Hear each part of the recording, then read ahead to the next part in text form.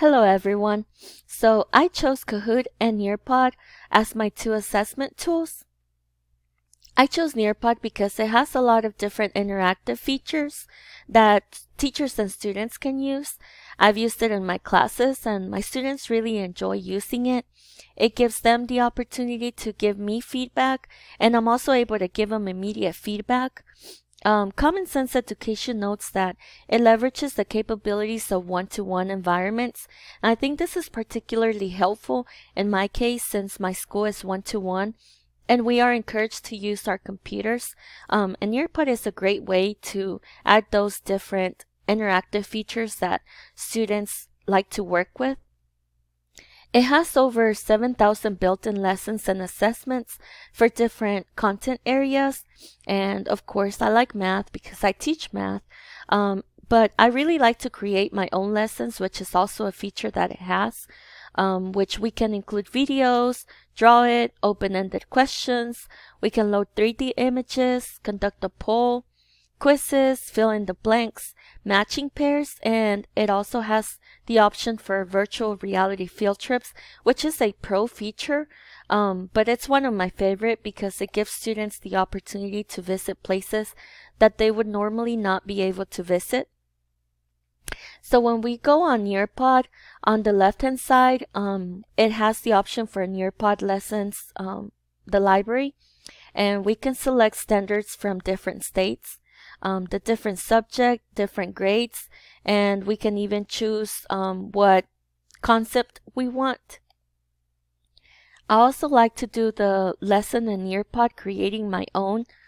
And with that, it's like a PowerPoint presentation where we can add in a slide, but this is where it has all the different things we can do, where we can add content, do the 3D, do the field trips, create a slideshow, add videos.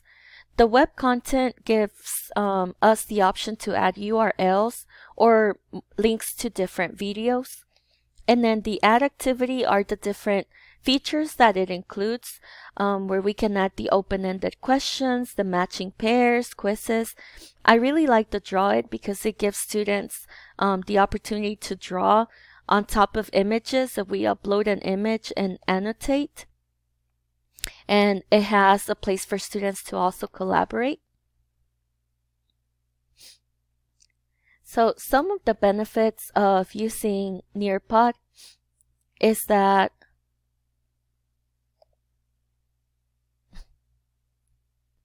Nearpod can be used in different devices. We use laptops in my school, but sometimes students forget their laptops, so they're also able to use their phones. It improves student engagement. Students are engaged because it's not a direct instruction. They're able to do things in the computer. It promotes active learning. Students are actively learning. I can actively give them feedback. They can give me feedback, and it's more of like an interactive lesson. It gives them the opportunity to work together, and it supports diverse learners because of all the different features it has. And also, teachers have the options to do the lessons student-paced or teacher-paced, which with teacher-paced, we control the lessons and what students are seeing in their computers. But when it's self-paced, students can actually learn on their own, watch videos, and they can just go through the slides themselves. I also chose Kahoot because it's a game-like, it's different than Nearpod, and it's actually one of my students' favorite tools. I really like the quote from Davis. She mentioned that she knew Kahoot was a winner when she finished 10 minutes early on the last day of school, and her class asked to play SAT vocab review with it. I can relate with this a lot because most of the time when we do Kahoot as a class, I almost always have to do two Kahoots because my students are always wanting to play it, and I feel like they can also learn at the same time. Some of the uses of Kahoot is that it includes, we can add videos. It also has built-in lessons and activities that already have videos. We can add multiple choice questions. Students can access their devices at home and at school. And it's helpful in the classroom because if students are able to watch the videos or play at home, then we're able to make it into a lesson the next day at school. It provides students immediate results. They're able to kind of see who's first, second, third place and where they are at. And I'm able to get feedback from them and also give them feedback. So I also wanted to show you a little bit about Kahoot. So I don't have the Pro edition of Kahoot. This is how mine looks like.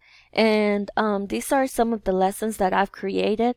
And it also has the option for us to discover Kahoots, look into different Kahoots. We can search different Kahoots and we can see which one we like and preview it. And that way we know if our kids are going to be able to learn better from it or if we should create our own. Some of the benefits that Kahoot has is that students are able to collaborate. They can also do it on their own. It brings their competitive side. Students are engaged. They can access it with their phones, their tablets, their computers, and they're also able to receive immediate feedback. Both Nearpod and Kahoot are easily accessible. They have built-in lessons and activities, and it also has the options for teachers to create their own. It increases student engagement, provides students and teachers feedback, and it also provides students immediate results, where it gives us the option to save their results in case we need to go back later, or make the students accountable and make it a grade as well. Some of the differences of Nearpod and Kahoot is that Nearpod has interactive lessons and it has the options to include formative assessments, where Kahoot is more like a formative assessment tool.